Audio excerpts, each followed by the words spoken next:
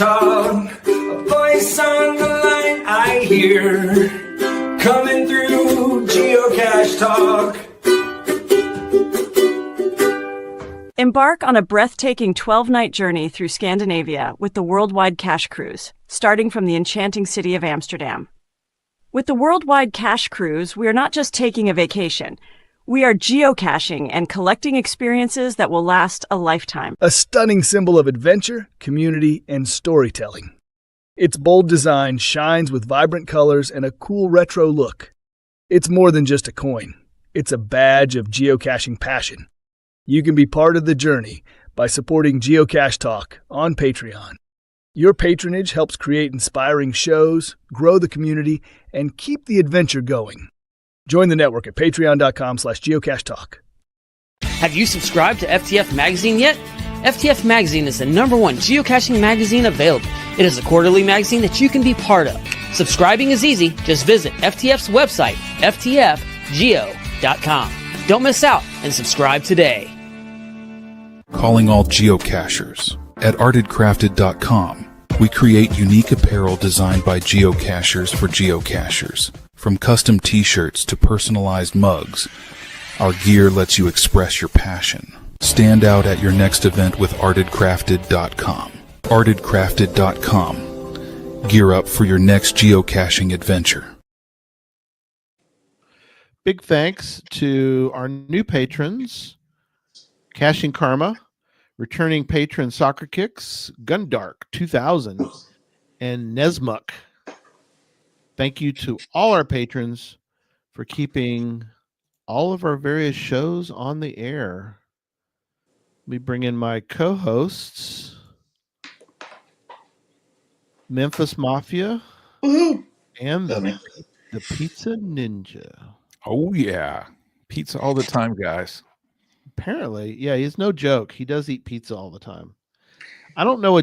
I need to ask privately, maybe a Gigastock. I'll take her to the side and I'll ask Jody, what does she really think about pizza?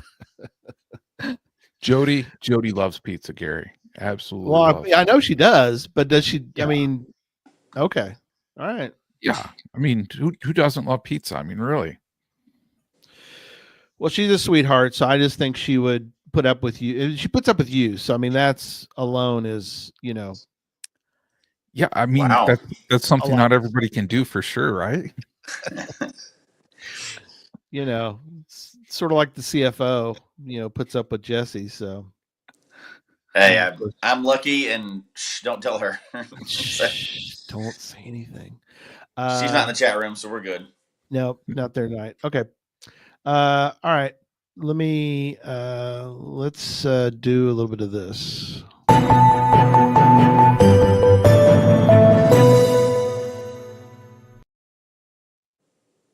We're starting with GTN geocaching news, but keep an eye out for something else here in a few minutes. But let's start with Jesse. Tell us about this crazy thing that you did, and Goofy Grams and B Genius and the CFO and like 50 other people. And a bunch of other people. And I'll go through it quickly, but it does bring up an interesting point that we could talk about for a whole show in and of itself. But sure. So the event I went to this weekend was it was an FTF Frenzy. So they published a bunch of caches, and this was the last version of it. And there's a huge crew that does it. It's not a mega. It's just a regular event. Actually, this was a community celebration event, so we're still a regular event. And this is, I think, the 9th or 10th year. So they've done it for a long time. I don't know how long they've done it. But each year they get a team together. They publish a ton of brand new caches. This year was 857 new caches came out Saturday. Wow. So they're all new, and everybody's running around going out for all these new caches and trying to get FTFs and everything else, right? So that's the general idea of the event. The event lasted 2 hours, and then the caches came out. So following the rules, the community celebration event, they had raffles and donuts and all kinds of stuff, and so it was a full event before this. Many people, kind of like Texas Challenge, have a different opinion of how they want to attack this. So people went everywhere, right? Like just Right. piled into cars, and we're going after FTFs everywhere. And people talked about they had their own strategies. They were going to start far out and come back in close. They were going to start. Some people were starting close. Some people were just going to start in random spots. There's because 857 caches, they didn't clear out the area. They added them to the existing landscape. Now it's pretty wide open out there, but so it was a neat thing. And this is their last year doing it, just because there was a death in the family of some of the people that put on the cache, and they were just like, we can't. This is, we let it run its course, and we did it. But it was a pretty neat event. Now you can get into questions of, are you setting it up? Is this an event just to go caching? Right. Does FTS really even matter? And all this other stuff. And my group, Yeah. so Goofy Grams, B Genius, Christy, and I, we're in the Jeep. Yep. We were just cruising around, having fun. Cool. Even cruising around, we got 0 FTS, by the way. 0. And that's the thing. Because people, there were signatures people were going everywhere, right? That was their thing. Right. They get into that. We didn't do that. We were just having fun, driving around. Now, even at our leisurely pace, we still ended up getting over 100 caches on Saturday. And, a lot of those were right down one road, but then some of them were in other areas. And so, we covered some good ground, and we got 2 community celebration events. So there's one at the beginning, and then one like 30 miles away to kind of cap off the whole day. That's very cool. They filled up this Mexican restaurant at the end of the day, man. It was awesome. It was filled up. The first one was at these people's house. The second one was at this Mexican restaurant. But the reason why I think this is noteworthy is, yeah, B Genius is in the chat room now. Yep. Is it was friendly. So real quickly, you could have seen this devolve into like an ugly contest. People were all there. They were all friendly. They're helpful to each other. That's cool. You could raise questions so what they did is, as they were coming out, everybody was at the event. They gave them a full list. So right before they're coming out, they're giving everybody a full list, right? So people are racing out. Now, as soon as they come out, they're open to anybody, the event or not the event, it didn't matter. But Sure. So you got a head start on the caches, and you can easily see this going down it's not an FTF if you already knew, and blah, blah, blah. No, people were friendly. They were all together at the end, hanging out. Now, there could have been some ugly stuff going on. I never heard about it. And at the event, it seemed like everybody was friendly and hanging out together at their tables and stuff. So, Right. however they did it and however they managed to pull this off, like we were talking about, and they've done up to 1,000 one time, I think, or something close to that. But 857 caches. First of all, you got to get some reviewers on board, right? Yeah. To even go, all right, look, here's what we want to do. Yeah. But exactly. second of all, to pull off an event like that, a friendly event, they had tons of prizes and everything else, where everybody was happy and having fun and like sitting around talking before and after a competition style event. Yeah. We've talked about this before. I love events. I love competition style events, but competition sometimes does bring out the other side of people. This one was not like that at all. So shout out to them. It was awesome. I got to see people I hadn't seen in a long time, some new people that moved in the area and stuff. So I love events, and I got 2 events and 100 caches. So it's hard to beat that for one day, and just friendly people. And, I got 12 years to know everybody in Colorado. I'm still learning the people down here. Sure. And the more we go to these, you're like, oh, these people are awesome too. So just big shout out to that. And we can always put the event in the show notes, but it was the last one. So you're not going next year. So don't worry about it. But it was, but it was great. And I've been, I'm really going to make her mad now, but I've been messing with Nicole. I'm like, so you're going to host this event next year, right? She's like, no, I'm not doing that. I'm like, yeah, we'll get you ready. You'll host it. No problem. We got some people we connect with. He's like, no, maybe not. But, it was great. It was a really good event. And, it gets you jazzed up. Like, we're not really in a numbers thing, and Christy's not really a numbers person either. Sometimes she is, sometimes she's not. We left this event, and she was like, do you think we can get to our next milestone by summer? And then which one can we get to by the Sweden cruise? What number can we get on? I'm like, hold on. Hang on now. You need to go to ET so we can get to this number by the time we get to the Sweden cruise. She's like, wants to make it a big milestone. I'm like, that's a lot of cashing, but you just get energized because you've been going all day cashing. Like, we got 100 a day. That's awesome. I'm like, that was also like rare. Like, we don't normally do that. So, but you know what? Hey, whatever gets your juices going again and you get all excited, I think it's worth it. So, absolutely. No, I mentioned before on the show about hanging with Nicole and Danielle at Bamarama, and we'll talk a little bit about Bamarama here in a few minutes. But they were great. They're not the time. It'd be bad if we had somebody else in our group that's like high pressured, like, hey, we're 20 caches behind, we need to catch up. Yeah. That's not us. Mm-mm. we're not those people. No. We're gonna enjoy. We're gonna find a certain number of caches, whatever it happens to be. We're gonna do a certain, we're gonna do a lot of high favorited caches, and there's a lot of them in the Foley, Gulf Shores area, and we just enjoyed it, and we, it was off for pizza. I don't want to mention that. But, Oh man, now you got your priorities straight, Gary. Yeah, That's right.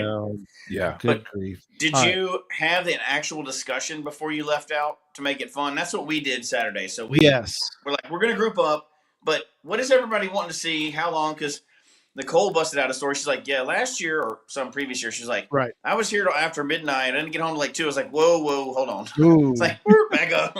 We need to define what we want to, what's going to make us successful today. And we all did agree on it. Like, we're going to have fun, get as many as we can, but we're not going to stay out till like midnight.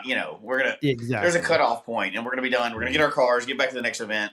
And I just think you can't hammer that enough, that if you're group caching, you all need to have the same goal or agree upon what your goals are, or you're not going to be happy at the end of the day. Somebody's going to be unhappy at the end of the day. And that ruins the whole spirit of it. So, yeah, you definitely want to, we had a discussion, like you said, prior, and I said, okay, is everybody on board with finding a few caches today that we're going to do? And they're like, yes, we're all good. We're not going to we're not going to kill ourselves and do, caches at 3 a.m. because we've found 200 or something. So, yeah.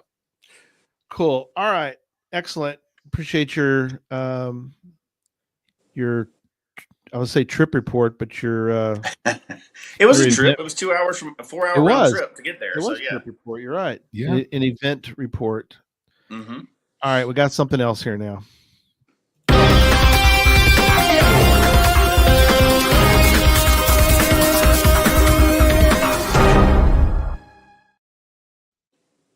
Breaking news just now confirmed.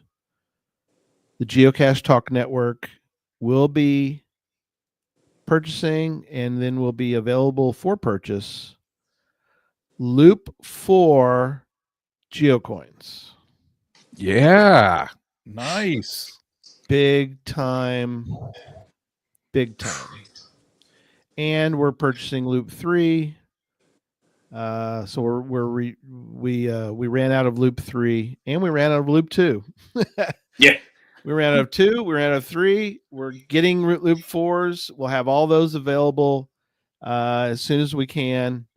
And so there you go. Everybody was clamoring. Not everybody.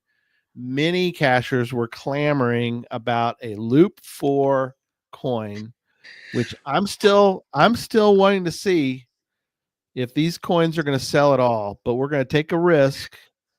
I've talked to enough people who have said, I will purchase a Loop 4 coin. If you offer one, I will purchase it. Oh, yeah.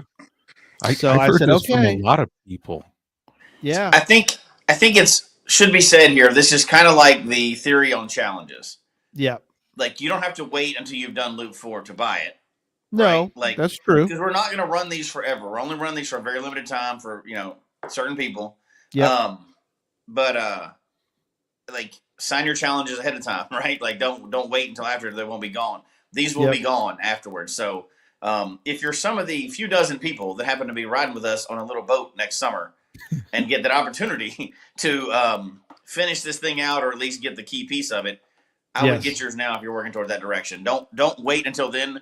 We're not going to run these forever. We're running these for the people that want them, and they'll be done. This is not going to be an ongoing. We're just getting them for, this is a short, limited run for people. Well, and I got to add on here too. Like, if you're looking for motivation, these coins are awesome, on the side. And I mean, if you look at this, put this in a spot, you look at this every day, this is going to help you to motivate you to complete the challenge for sure. They are some of. I'm not much. I mean, I enjoy coins. I'm not a. I don't go crazy about coins, but I really love these coins, and so these Jasmer coins are so cool. This is the Loop 2, not available right now. Will be available again, but yeah.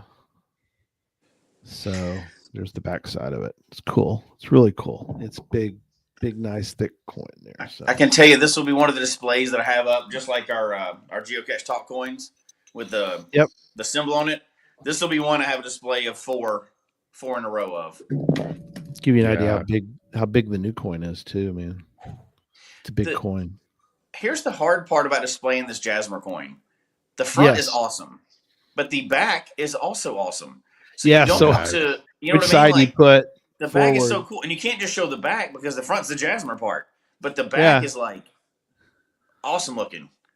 It's incredible. Every time I look at, there's something else on here I've never seen. I'm not even really like a coin geek, like a lot of people. Like there's a lot of things I like. I like coins, but I'm not a massive coin collector. That's not my obsession. Which, by the way, don't think I didn't listen to the Geocaching Obsession show where y'all were talking crap. But anyway, we'll get to that. Yes, I did listen to that.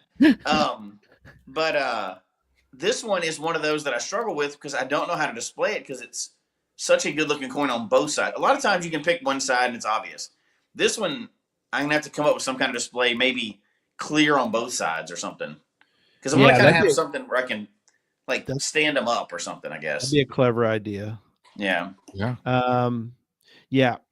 So there you go. That's our. Oh yeah. And somebody's asking, are the coins still available? The Geocache Talk coins. Those are the patron coins, aren't they? They are for patrons, but if you're a patron, you can still purchase those. The golden ammo can. New patrons and the golden ammo can patrons, they all got one. Mm-hmm. If you're Bison Tube or one of the other levels, you can purchase them for less than, and we're not selling them to the public, so they're not. No, we're not like trying to artificially increase interest. We just run things in small runs. Now that means that they're kind of limited, so first come first serve, right? But we don't run 1,000 of them a month and keep selling them. We're not a coin dealer, but we like to commemorate really cool things, and it's just kind of a limited run. Those who get them, and we don't go back and reprint old ones ever once it's over. So absolutely, and that's the thing that makes it so cool to have collectible coins. That small batch, really unique.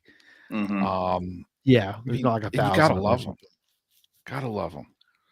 Tom mentions to you, he's talking about the Jasmer ones, Jesse, but you could buy 2 of them. Yeah. And then display it that way. And that's what Strek 2 said too. You could buy 2 of them. So that's actually a good idea. Normally I wouldn't do that, but I might do that with this one. Yeah. Just so you could put them, you could put one. Yeah, put them both the like other. They don't have like 8 coins in one little display.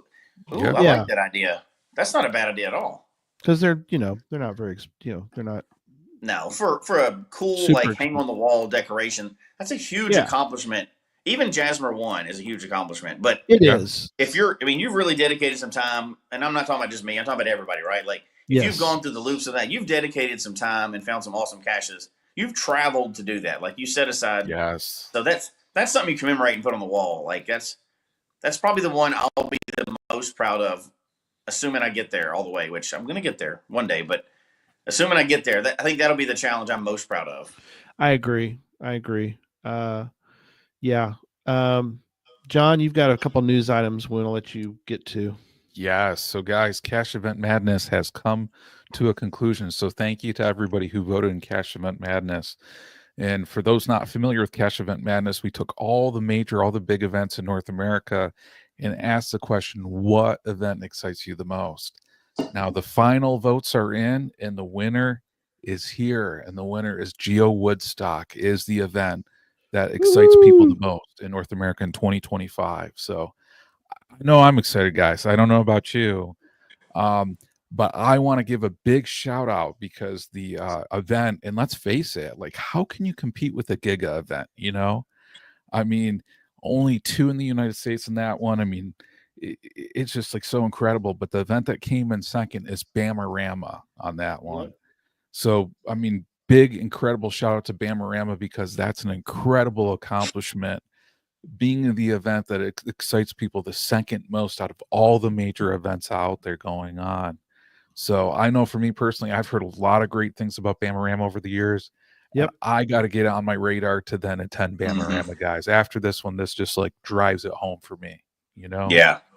That says a lot if it's competing with such a big event like a giga stock or whatever. So, fake news stuff, but whatever.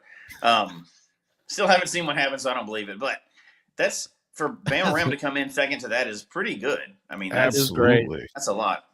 Hodag says if Mego is Giga and Jesse can't make it, is it still really a Giga? Nope. 100%. 100% not. That's correct. I noticed that my Monday morning coffee event missed the ballot by just a little bit. So maybe next year it'll make it. Yeah. Jesse, it's your inaugural like run down in Florida on this one. So next year, I mean, it's got to finish in the top 5. People might attend it. I don't know, but next year I'm thinking some people might actually get up early enough to attend it. So we'll see. You never know. It might happen. What time are you hosting these again? It's at 5:45 in the morning. So not even 6 a.m. 5. It's not even 6 a.m. It's sometimes I get there before the coffee people open the store, but it's okay. Way too early to be. It's there. I'm only going through the end of May, and then we'll do something different during the summertime, and we'll see if I do season 2 next year. Season 2, you got to do it. I'm glad that some folks have showed up. That's good. Yeah, we've had a few people, that are the other insane people in the area that happen to be going out cashing or something or doing something that day, but not a lot. I may have one person tomorrow besides Christy and I. I may have one person tomorrow, so we'll see. Nice. Excellent. Tom says he's not about having a 2 a.m. event at a 24-hour taco shop. So, I think that'd be cool. Wrong with that. I've talked about it before, but we got into a thing in Colorado. Barry and I, my insane partner that I go cash with once a year. Yeah, everyone should have. We got into a thing because events were so big up there, and like they had them all the time, and people showed up. We kept trying to find events where nobody would show up at. Like we hosted them at weird times. And weird places. Like he did a Fear Factor event that was like eating bugs and all kinds of weird stuff. And people show up for everything, weird places. So we did one that was basically on the ice at a pond at midnight in December in Colorado. We had 40 people there. 40 people. That's insane. That is hilarious. Wow. So, what are you going to do? That is insane. Yeah. All right. And John, you got one other one? Yeah, guys. So here's one that is crazy, right? I mean, it's the end of April, but do we all know what's happening on May 2nd? On May 2nd, it's Blue Switch Day starts. It is Blue Switch Day, the 25th Blue Switch Day. Absolutely. The first geocache was actually hidden the following day after that. So May 3rd, 2000. So yeah, right on, Gary. Where then really that selective availability for GPS was then available for people to use for great things such as geocaching.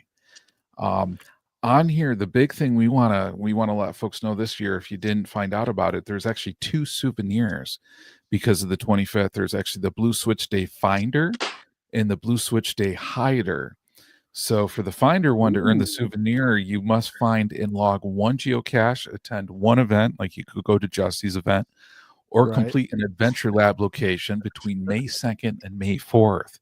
So you do that and you get that Finder souvenir, right? But wait, there's more. This Hider souvenir, which is unique for this year, you can earn it by publishing a geocache between May 1st and May 31st.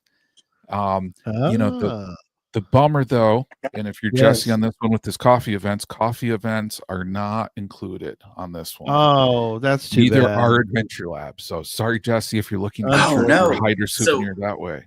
Events don't count? Correct. Events and Adventure Labs not included, do not my count. friend. Okay. I'm going to get one published. I'm getting a cash out. What about you guys? Are y'all getting one? Oh, yeah. Man, I got my May the 4th cache for Operation Sci-Fi. That's like going There you live. go. There you go. That's a So I'm combo. going to get this baby on May 4th when that sucker goes live. That's right. May the 4th be with you. Yeah. So we're and all you going as to well, publish too. a cache in May, is what we're saying. Yep. Yeah. Everybody Absolutely. should. Everybody Yeah. listening. I agree. I'm just calling us out because we should be examples, right? So We Yeah. are. all right. We Well, should. and The who whole knows team will if do it. they'll yeah, and Put a who cache knows if out. they'll ever offer this Blue Switch Day hider souvenir ever again. Yeah. So I mean, this could be like a one-time shot. It Yeah, will be. got to get one. Yeah, and Amateur Gadget Caches, big shout out to them because I've been seeing some of their work in development. With the last Gadget Talk, they've developed or are developing a cranky cache on hand Oh, for yeah. that hider badge. With the hand crank. So Yeah, it's pretty I know. interesting. yeah, absolutely. cool. So big shout out to them for that one. That's a great way to do it. Absolutely. All right. Well, let's get into the show. We've been talking now about other things for way too long. Hey, those things were Maybe. important. What are you talking about? This is all part of the show. They're all very important. You are correct. Yes, sir. Very, very correct. Let's talk about apps. So we all have made sort of a list. We've got multiple apps in the show notes. The show notes will be available after the show on geocachetalk.com. So I guess what we'll do is we'll sort of go through both lists or all three lists, and we'll just sort of comment as we go. So I guess where we really need to start was sort of the genesis of this show, which was last Thursday when we had our special Thursday night show with Jeremy Irish, which is really cool now that we've had on another co-founder. And I think we're going to have him on again. He doesn't do a lot of interviews, but I think he definitely wants to come back. And that was, I think it went really well. And I know that I'm getting lots of lily pad chats going on. Yes. Yes. Did y'all get to try using it at all on this past weekend? Okay. Or yesterday? Yeah, sure did. Very cool. Nicole helped me test it out. We kind of sent messages back and forth, and could you see each other too? Yep. Sorry. Yeah, you sure can. Okay. Yeah. Okay. It was pretty now. There wasn't many other people there that had the app going or anything else. It's brand new. So I have added the QR code for LilyPad on my profile and a link, the URL link in my cache signature template and Cachely now. So I'm going to start spreading those out so people will see those, and hopefully as more and more people get on LilyPad, it's easier to connect with you. So I'm hoping it's going to be like, if this would catch on, I would always go to that first over the messages, like in the geocaching, to talk to somebody. It'd be way better. Yeah, absolutely. In fact, I will share it now. I have the Geocache Talk one that I can share now. So there's the Geocache Talk public group. In case you want to scan that and join us. There you go. Over there on LilyPad. Look at how that popped up on the screen like that. That was amazing. Yeah. Yeah. So on this one, amazing. What a great team we have. It's I appreciate that, John. You're welcome. I think it's brand new, and they're doing kind of a soft rollout, but I really do think it's one of those things that has the potential to really catch on. Yeah. Like, I think it can be a lot of fun, and people are going to have to get to where they trust it, and they're paying attention to the security and everything else with it. I think they're doing some pretty good jobs with that. Now, will everybody use it? No. Not everybody's going to use it, right? Not everybody even uses Facebook, so not everybody's going to use this either. But if a lot of people start using it, I think it's going to be a very handy tool. Yeah. Well, Absolutely. And I think it's a very cool thing that Jeremy really included us on it, for this initial rollout, basically saying like, hey, we haven't really promoted this heavily, Correct. So for him to come to our community on this one, part of the geocaching community, and say like, hey guys, I'm here to talk about this. Let's get people on it. Let's get people using it, and let's get feedback. I mean, this is a great time for us to be part of this. Absolutely. for sure. So I think that was just so awesome of Jeremy to do that. But yeah, I mean, get out and use it, guys. I mean, Jesse, you brought up a great point. Some people don't like Facebook. Well, this isn't Facebook on here. Right. So, I mean, if you don't like Facebook to chat and you're like, I wish there was a better like social place to engage other geocachers, this is it. Mm-hmm. So, And you can go on and start to download it. And and for those two, I'm going to get the URL to the web page, and then I'll post that. Okay, cool. in the Put chat that as well. make a banner. Yep. Yeah. Well, and think about, I don't want to get us off, but we are talking about apps, so this counts, right? Can we officially talk about LilyPad now? Are we okay to talk about it, or are we getting too distracted with that? No, go for it. Okay. So I just see the potential in it. I don't want to go off on it because we kind of talked about it, just recently, but like for somebody that hosts events, I like the idea of having that on there because people can contact you anytime they want to. Before the event, up to the event, during the event. Hey, I'm confused. Where are we supposed to be in this park? You're going to get the notification on that. You're not going to go in every second and check, messages and everything else. But it's got to set up for a notification. It's great. You can send pictures through it. You can send locations through it.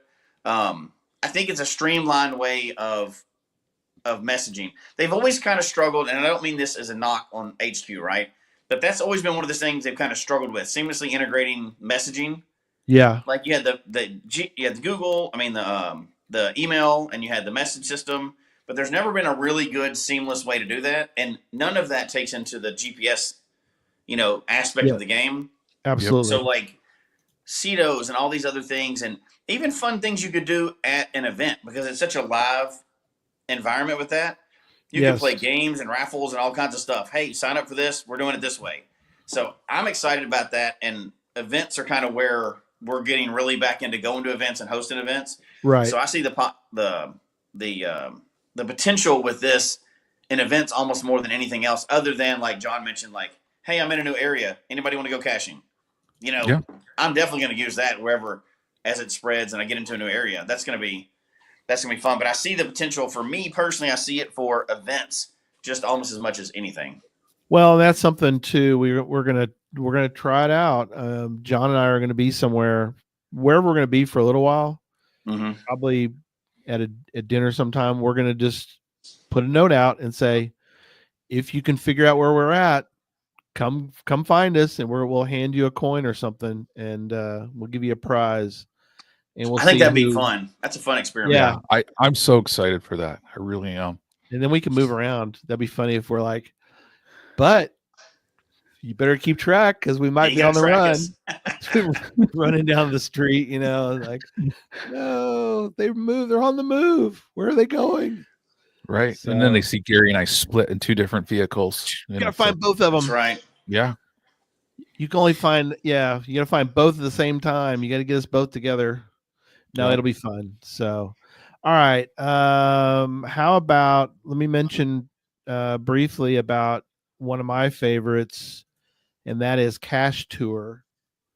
The thing about Cache Tour, I think people are still, I've had a couple people, this past year go, well, I make a spreadsheet and I put it all together, and then I kind of have to track down this, that, and I go, man, it's a lot of work. All you have to use is Cache Tour, and you were great. It's over John's back of John's right there. You can see it.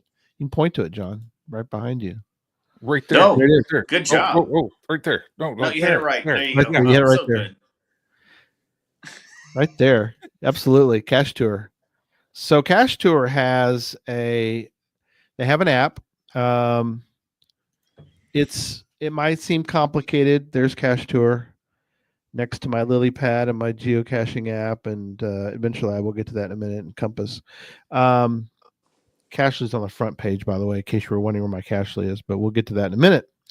Cache Tour has a couple parts. One is the website, and one is once you got the website created, you can then download them. So I've downloaded lots of trips.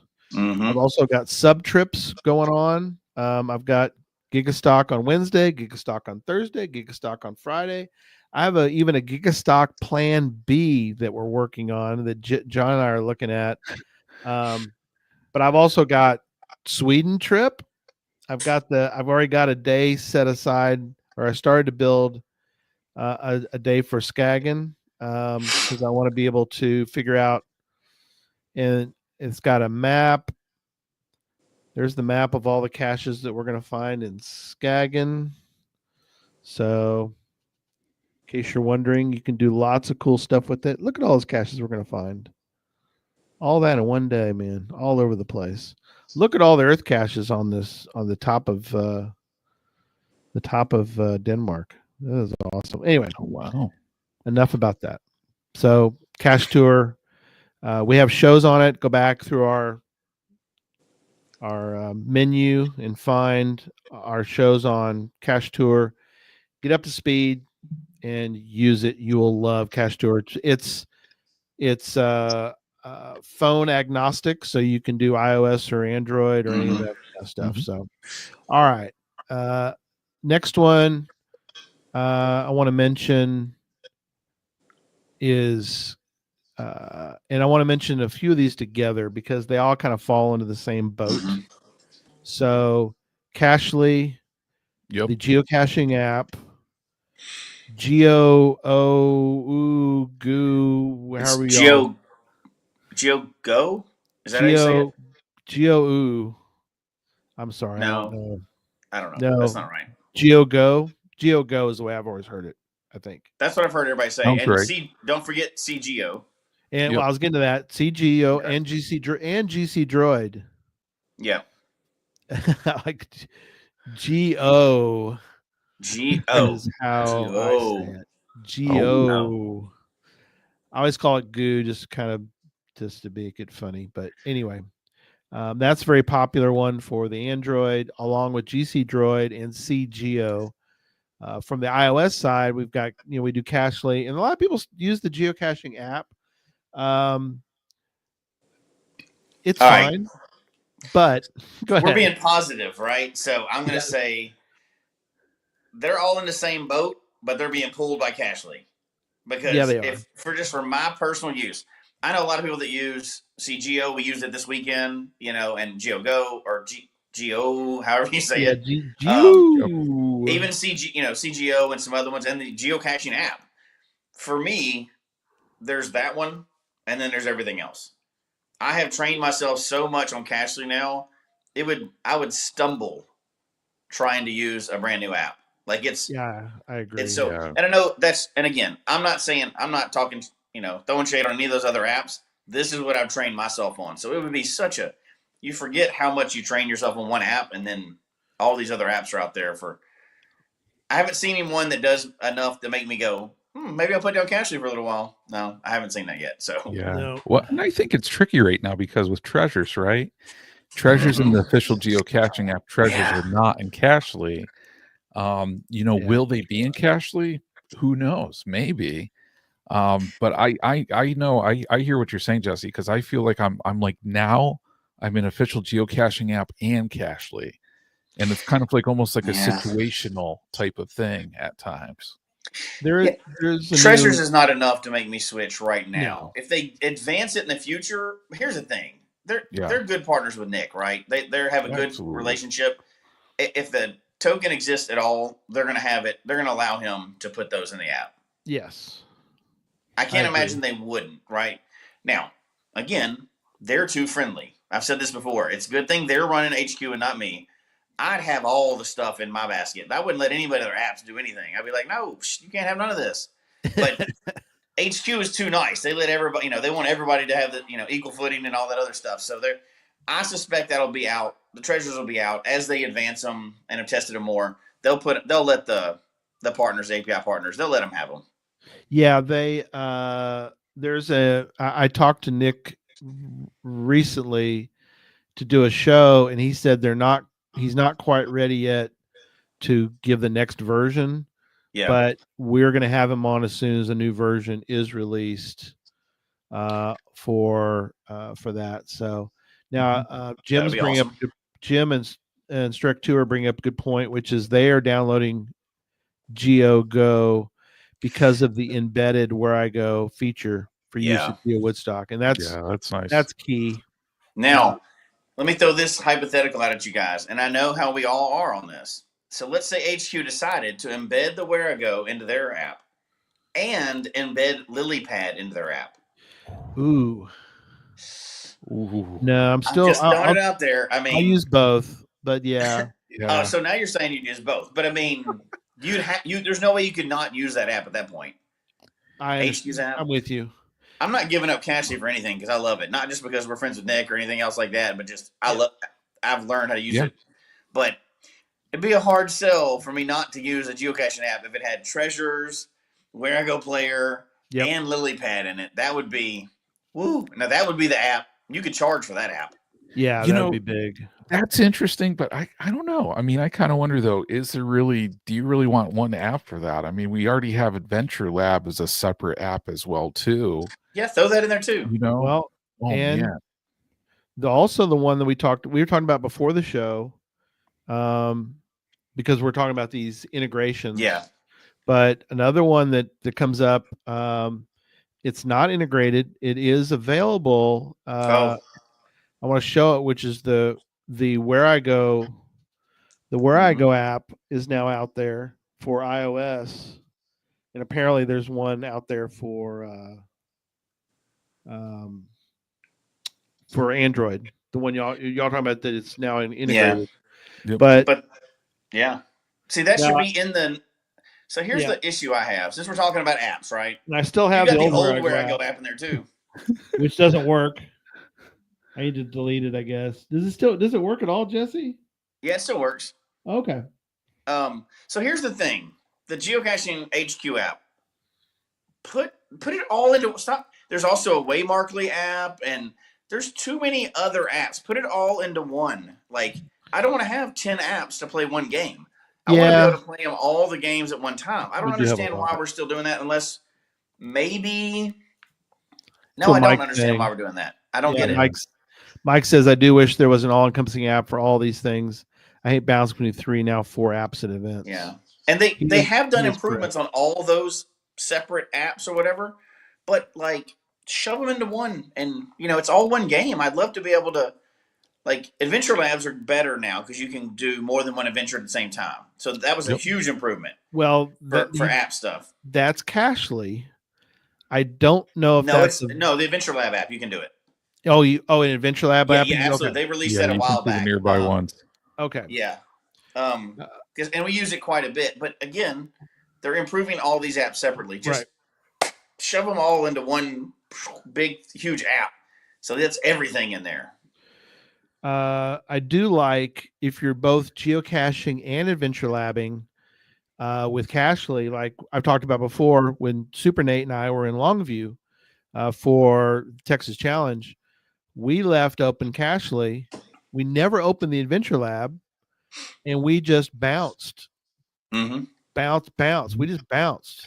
We bounced between Cashly and Adventure Lab, and we never had to open the Adventure Lab app because the Adventure Lab stops were all in Cashly, so we could just bounce between the two. Bounce.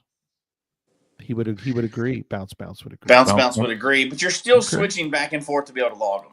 Yeah, you are switching some. I agree with you. There's something there that could be possibly done. Yeah, and I don't know. I appreciate what Strict 2 is saying because, I mean, 1, it would be a programming nightmare. 2, it would be an incredibly large app. 3, from an interface design perspective, it's almost you need to prioritize certain elements, based upon usage. Yeah. So, I think it's an interesting point, like one app on that one. But I will admit, I'm okay with multiple apps as long as they're designed to be intuitive and designed to be used well, on your phone, and they work and they get updated regularly. And I'm okay with that because if there was like one massive app and it was really kludgy and really clunky and didn't get updated all the time on that one, I mean, could be tricky. Just saying.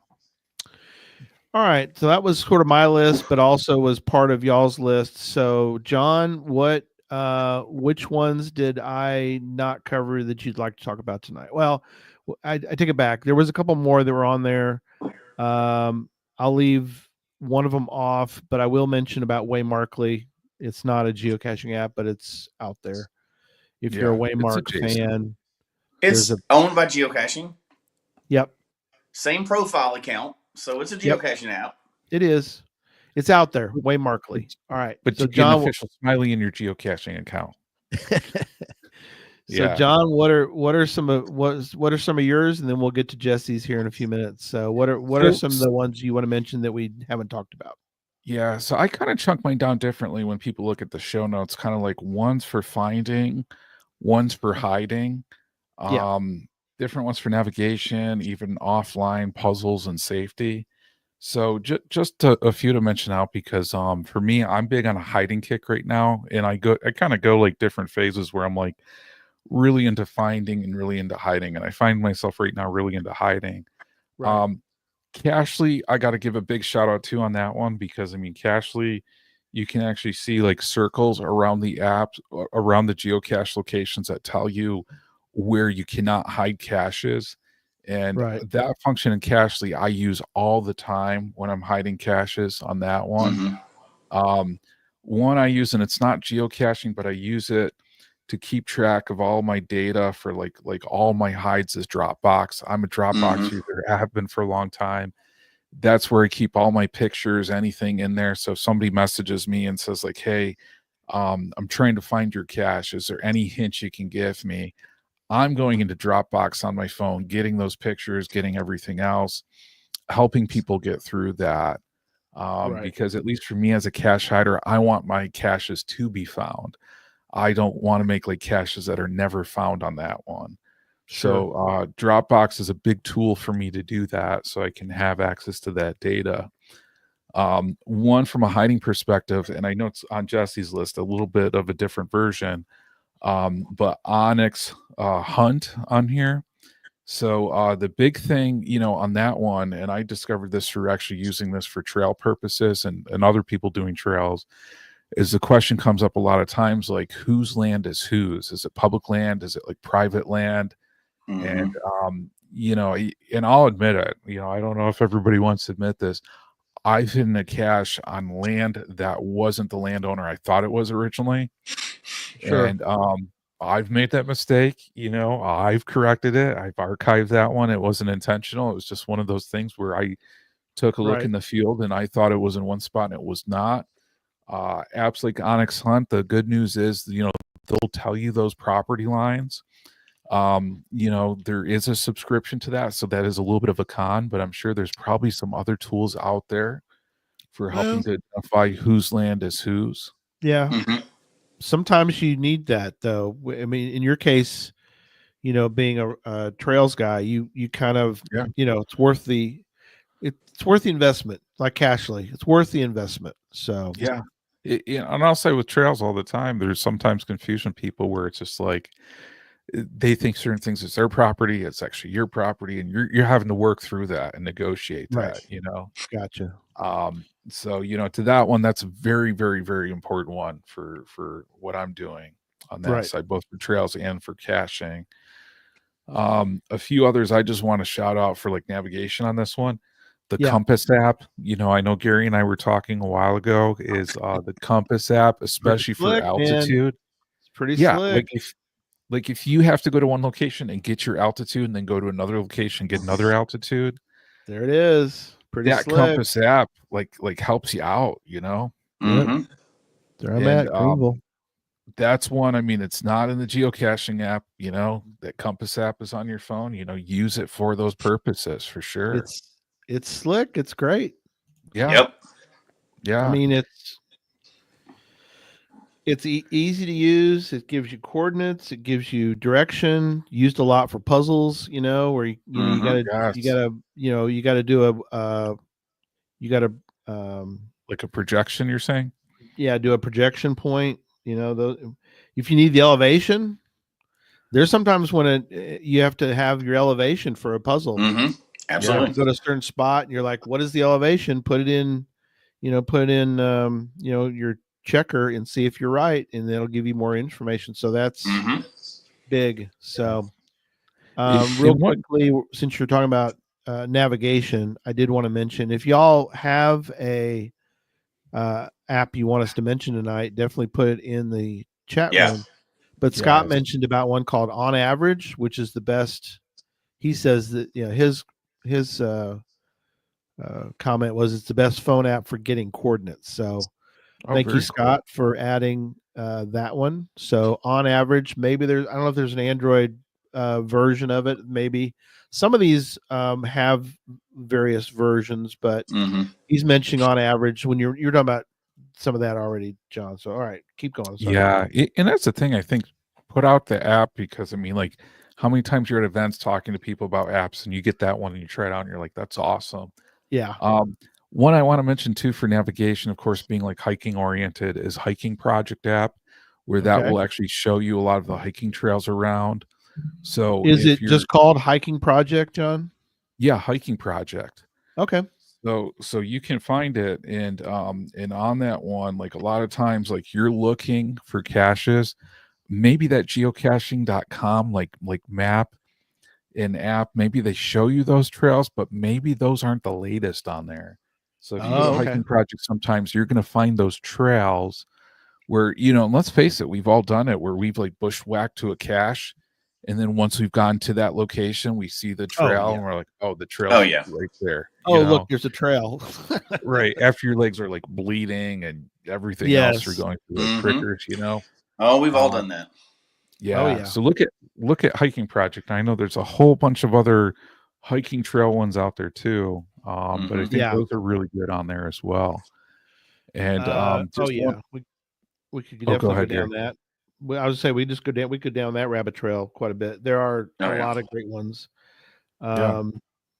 But they're good to mention. So absolutely.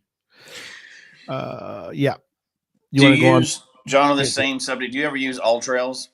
Yeah. yeah, I was Just for gonna mention reviews all of All trails. trails? trail. Yeah. Yeah. I use Yeah. that one quite a bit when they're looking for trails and recent reviews and pictures of trails. A lot of times people will do good reviews of them there, and they'll post a bunch of pictures, and you can see the date. So it's like, okay, this is during this season. This just happened a month ago. Yep. You can have Yep. updated pictures, especially if you're in a higher altitude where snow, muddy. Is it even passable at this point? That's a Yep. good one too, and I think it's free. All Trails is free, right?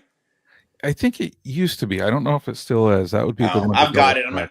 check. Maybe I'm paying for it. Who knows? That's one Yeah. of those things you're paying for a bunch of junk and don't even realize it. Right. Yep. But I do want to mention with the Trails apps too, they're also good for people, not just for finding, but for hiding. Because if you're Mhm. thinking you want to hide a cache on some trails Right. and you're trying to find some trails around you, number one, you can find those trails.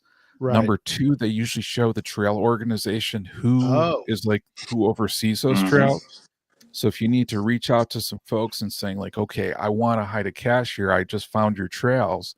Now you know who to reach out to as well on that Yeah. one. So Very cool. something definitely to think about, because especially for first time hiders, they may say like, I don't know where to hide one, you know. So Right. it gives you the trails and gives you the organization. That is a great start for sure. Yeah. Mhm. Where would you like to go next, John? I think, I mean, and I'll just tie one of mine off and then toss it to Jesse. But I know I'm a big Garmin like InReach user, you know, and I've talked about it on past shows in case of emergency. Yes. Garmin EarthMate is one app I really appreciate, because I think as much as we talk about finding caches, hiding caches on here, even some apps being used for like puzzle, but for safety, you know. So I think Garmin EarthMate is a great one to use if you do have an InReach capable device for SOS messaging. But of course, another one too, and this seems like a duh one, but I got to mention it for safety, is your weather app on here. Sure. Yeah. You know, definitely something to check, because I mean, if you're driving out somewhere and you're driving like hours to get there and you're going there and it's like windy and you're not sure what the Yep. conditions are, make it a habit to check that weather app, you know, when you get there on site, especially if it's going to be like a long hike or something. Okay. I was going to ask you real quick on going back to the Garmin EarthMate. Do you need that app if you have the InReach, or is this sort of an augmented thing for it? So there's different types of InReach devices on here. Some of them, Okay. like the Mini, have like very little interface on them whatsoever, and it's more of like Okay. a connection where you're tethering through that. Okay. And the Earthmate is really that app that you're using to tether through it.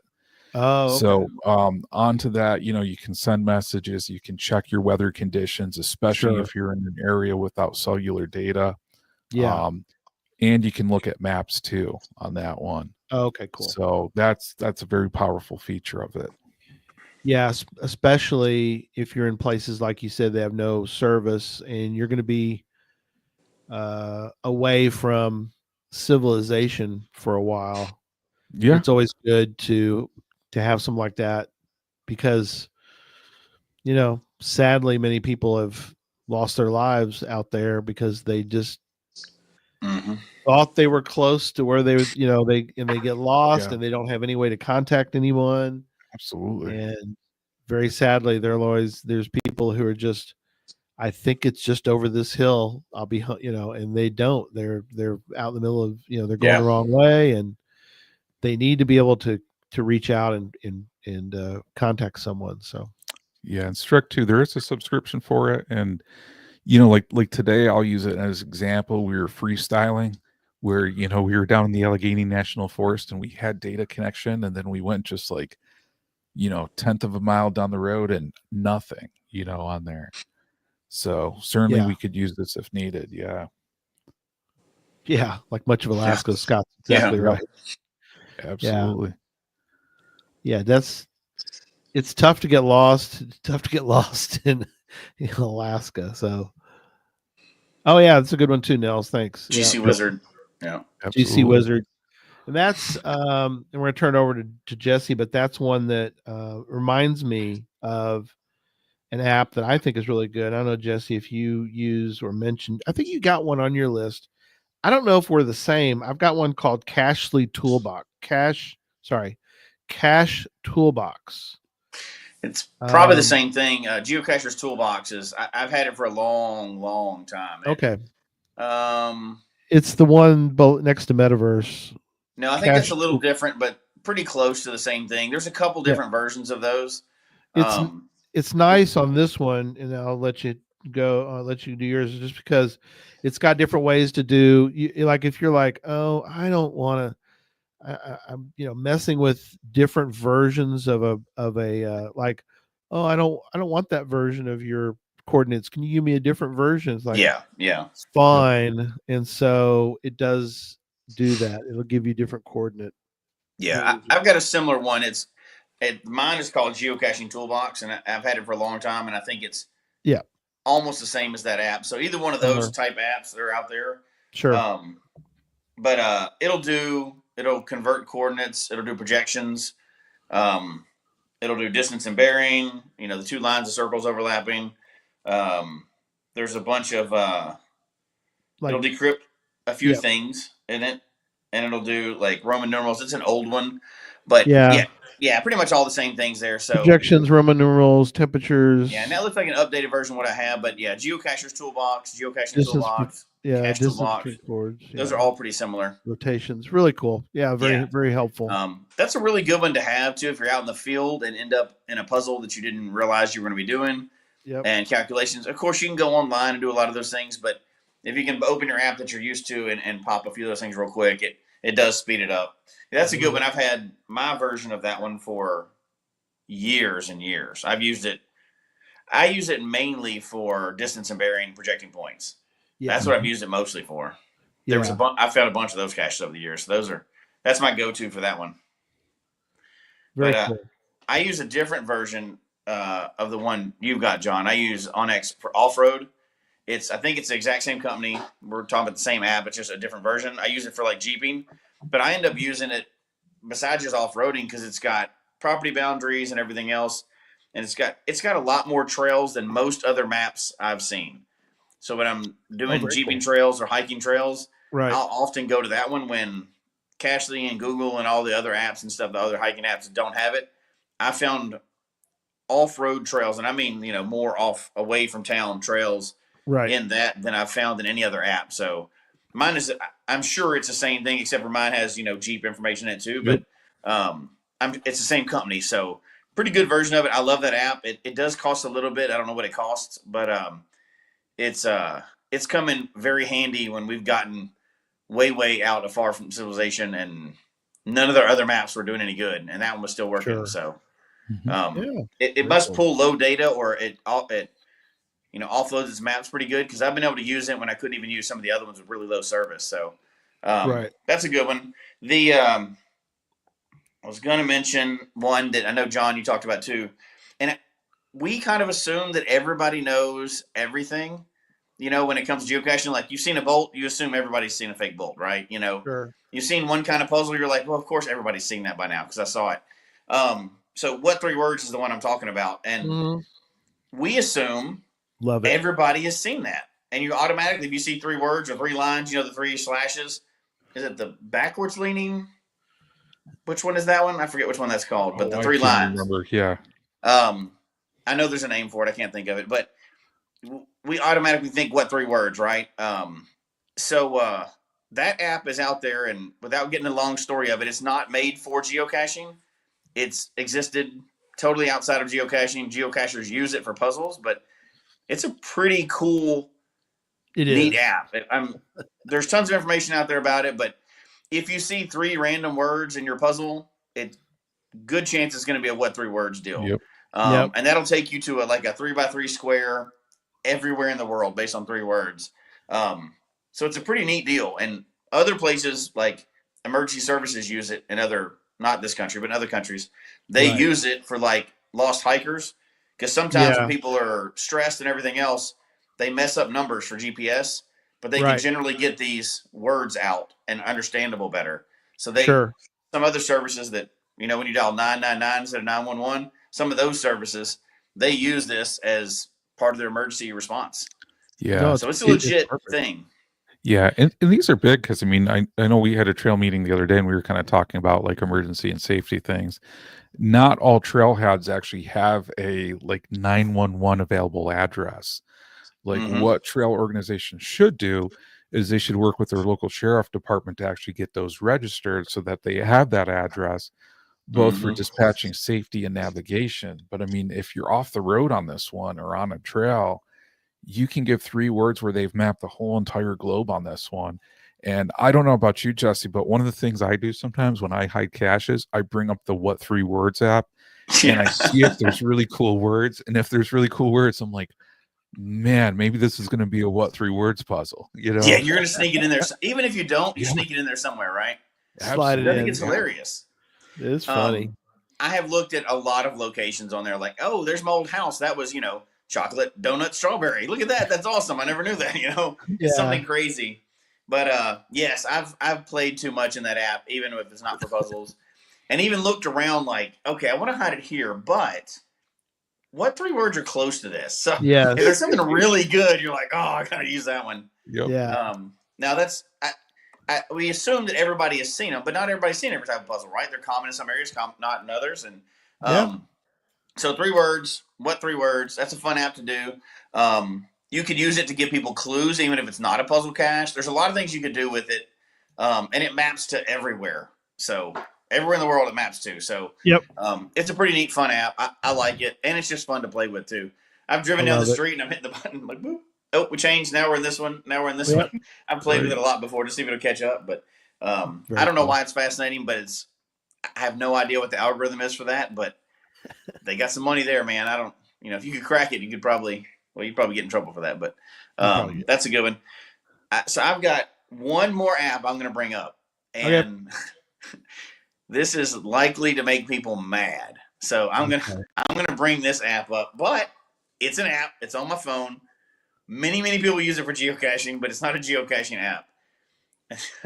It's ChatGPT. I go to that app now to break puzzles. I go to it for many things instead of we do use it a lot. Yeah, I use it a lot. We've talked about many uses of it, but I use it a lot now in geocaching, and it's not always to just like I'd go and say, change this from Rot 13 to English. You can do that in ChatGPT. So it's one place I go for a lot of those things. Or what's the history of this? And it'll just go out to the internet and it'll pull it for you, and save you time or whatever. But I also use it like I used to do. I've gone through many iterations of how I log caches, take them home and do voice to text on there to make a better log and everything else. Now I come up with my log, and almost every time now I send it through ChatGPT to check it real quick. And it takes out the typos. It can add up, hey, there's a reference to this. It can spruce up a lot of those things. And all around for hiding and finding, or figuring out puzzles, or looking up history for a virtual cache. It can do so many things now, and it can decrypt. It can use all the ciphers out there, right? Yep. It's not perfect by any means. So don't quote me saying it's perfect for everything, but it can give you a lot of good hints on a lot of things that other apps can't do. It's no different than many of the other apps. It just all in one place. And I use it quite a bit for image generation, for text generation, Yeah.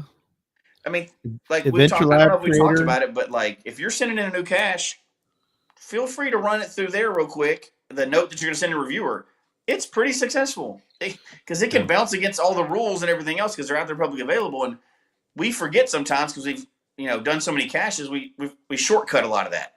But it's nice for them when you have all the information they need all at one time. It'll remind you of all those things. So it's a very good app for many of the things we're talking about. Well, and one thing I want to mention with ChatGPT too is I made my first couple Earth caches, right? And on those, I mean, we've had and oh man, I'm totally blanking on the guy's name right now. Gary Lewis on the show, right? Yeah. And Gary emphasized to us, I mean, Earth caches should not be written for somebody that needs a PhD or like a master's degree. And when I was writing up my Earth caches, I actually put it through ChatGPT and said, can you make sure this is at a 7th grade reading level? Because I think that's what Gary was saying, something like that. Yeah, absolutely. And then it came back with some suggestions onto that, because I know especially like polysyllable syllable words where there's like multiple syllables, that's like a higher reading level. So, for me on that one, I was like, okay, that's very helpful. So I really appreciated that functionality. Yep, the guys have been busy. One of y'all created the Earth Cache Creator app in our Chat GPT, which is really cool. Yeah, it's good for checking those rules, right? Yeah. We also have an Adventure Lab creator. Yeah, I mean, it's good for a lot of those things. Will assist you in creating a quality Adventure Lab. So that's very cool. Like you said, we use it for image generations, video, GPT info. There's a lot of there's so many apps out here. It's not there's just a lot. ChatGPT. I think people it'll do coding for you too. So like HTML, it'll help you with a lot of those things. It can help. It can't do it for you, but it can help with just about every aspect in geocaching. Creative writing coach, coloring book hero. I mean, I think people think that are not familiar. I think they think that ChatGPT is just almost like a text file where it's just a text generator where you just put information and it texts you back something. But now it's got so many apps within itself, image generators, photorealistic image GPT. It's got Word. It's got there's a math solver. Sorry, Captain Math, but there's a math solver. There's a math solver right there. So, math solver is in here. So you can start a chat with the math solver, and you can tell it, what's the last digit of pi? What's if I could even type tonight, it would be what's the last digit of pi? It's gonna say. I don't think it's gonna like that question. Oh, I broke it. Wait, everything's shutting down. That's right. You can't. Oh man, 42. Gary broke AI again. Jeez. Yeah, I broke AI again. It's still working on it.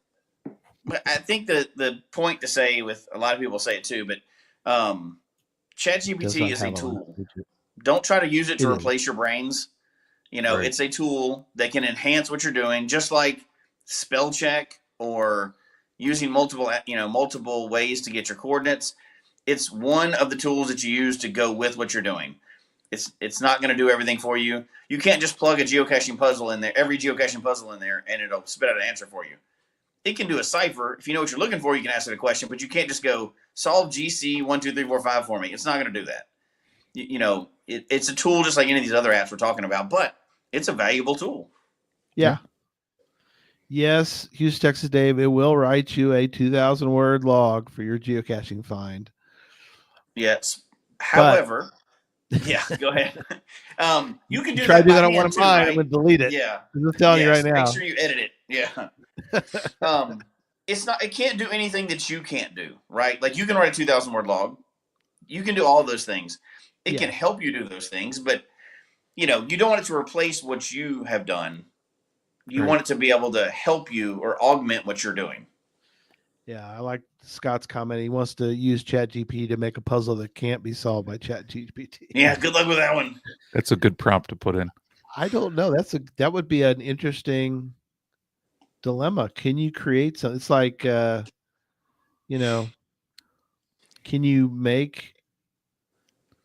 we make something that out of nothing? We can't, but or can You can we? try. Or can we? You can, you can try, but what would be the point? I mean, I can see the funniness of it, but I like Tom's. I believe he did solve a lot of puzzles with a number 2 pencil and a Big Chief tablet. Yeah. Well, and here's the thing: like, people worry about ChatGPT or people worry about other things. Like, they've got a Sudoku solver out there. I solved it all myself on paper. Okay, good. Let everybody do their own thing, right? There's reverse where I go solvers. There's things to solve Sudoku. There's all kinds of stuff out there. I would say that use the tools that you're comfortable with, know what's out there, and then if you want to be the one that does it with a GPS and smoke signals, go for it, man. Go for it. Yeah. But yeah, there's going to be more tools tomorrow, and there's going to be AR, VR glasses, not VR glasses, like AR glasses that are coming out. Yeah. They were only $300. The Meta glasses were only $300 when I was at the store the other day. Wow.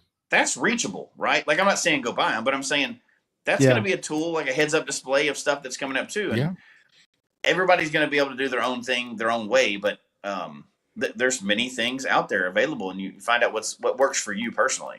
Mm-hmm. Yep. Absolutely. A lot of geocaching adjacent apps we didn't really even cover tonight, but there are a lot. And like you said, you're exactly right, Jesse. It's a tool, and we need to we can use these tools when we can. So we do suggest you do that. Makes good puzzles, or it can solve some puzzles too. So there's things we can do with it. So all right, cool. Final thoughts. John, why don't you give us your final thoughts on tonight? Yeah. So I think, we talked about some really great apps on here. I think the chat room identified some really good ones too. But let's face it, geocaching is about technology, and interacting with the outdoors and how we do that. And I think Jesse's point is very well taken. It's just how do we do that? And that's a personal preference, right? Mm-hmm. So if people want to use like some certain apps in certain ways, feel free to. It's a game that we all play how we want to. But I think, for people who are newer cachers out there, realizing there's a lot more to caching than just the official geocaching app. That's certainly one way out there. But there's a lot of other tools and a lot of other apps out there to enhance your experiences in both finding, hiding caches, certainly going out there exploring, and safety as well too.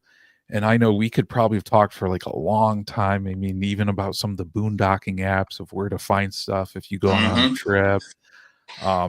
So certainly, I think this is at least a good start with a lot of stuff that's going to be out here in the show notes. But yeah, for newer cachers, I'd say check out some of these apps, download them, play with them. For the advanced cachers, if there's apps on here that you use heavily, and you think others would really like to learn about them or to hear about them, please email us at geocachetalk@gmail.com. Because I think that's the one thing, right? It's almost like we all do things in our own way with our own tools.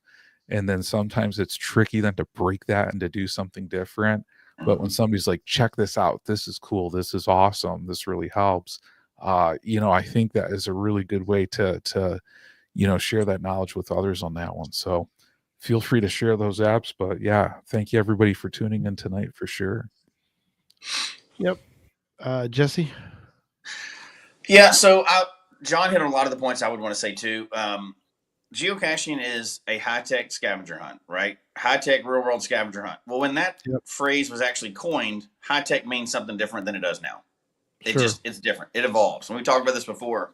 I know cachers that literally go and do it on paper and do the projections, and they bring out a protractor and everything, and they do that, and they hike in the woods with a GPS, no phone. That's how they get down. That's their thing, right? They're great at that. That's their way of doing it. There's other people that have entered the game through pure adventure labs, which is not even a physical item. That's two different ends of the spectrum, right? The old rusty ammo can versus the digital thing that doesn't exist. So everybody comes into the game differently and plays the game in their own way. And I think that's what I would say is just like, play it how you want. There's more tools available than there used to be. Use the tools that you want to use.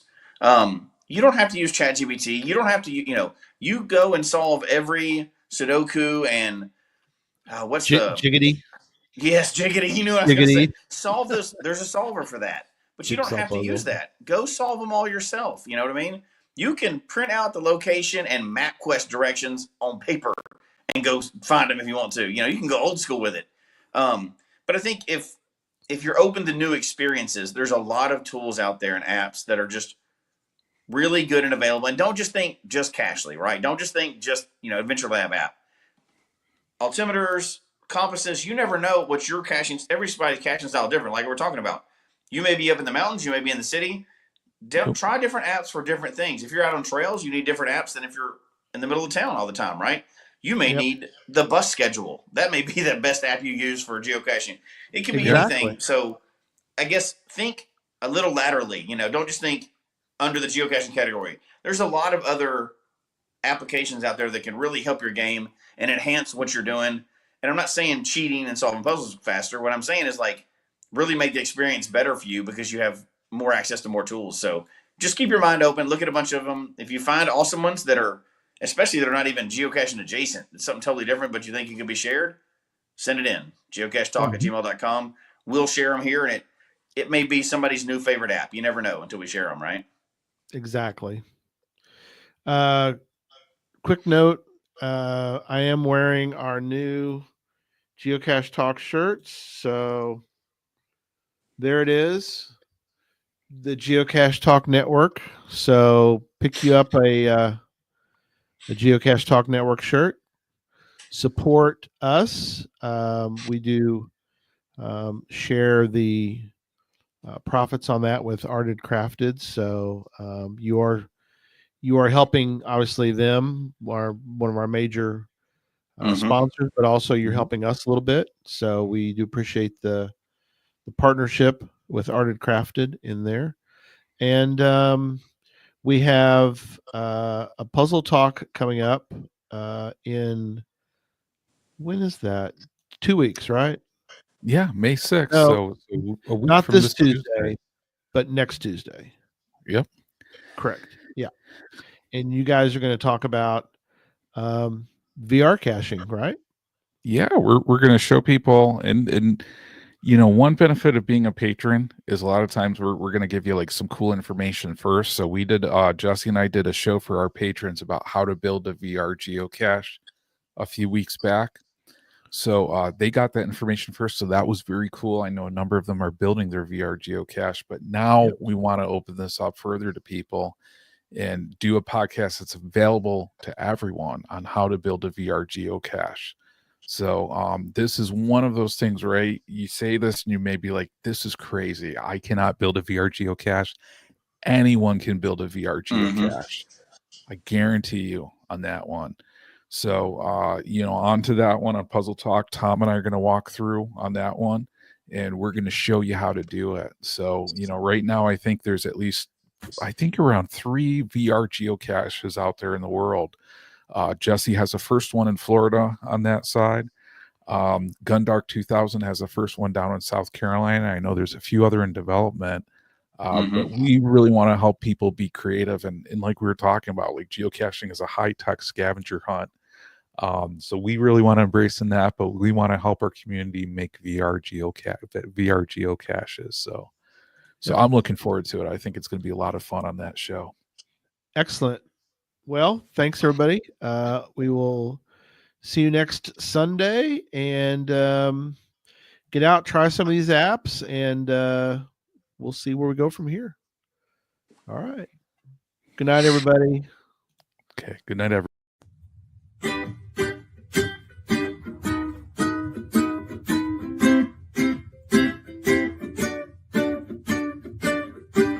May your finds be many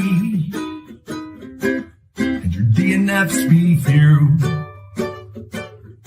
May the terrain and difficulty both be less than 2. And whatever it is you're looking for, may it find its way to you. And may we all meet again. Folks, we hope you've enjoyed the show tonight. Please email us your comment at geocachetalk@gmail.com. Don't forget to follow us on Twitter, Instagram, and Facebook. The show can be found on Apple Podcasts, Stitcher, Radio Public, or Spotify, as well as at the Geocache Talk website. Don't forget to click that subscribe button below and ring that bell notification so that you can see and hear the show on a weekly basis. And tell your friends about the show. Get them involved with us in the chat room. And until next week, don't just talk about geocaching, go geocaching.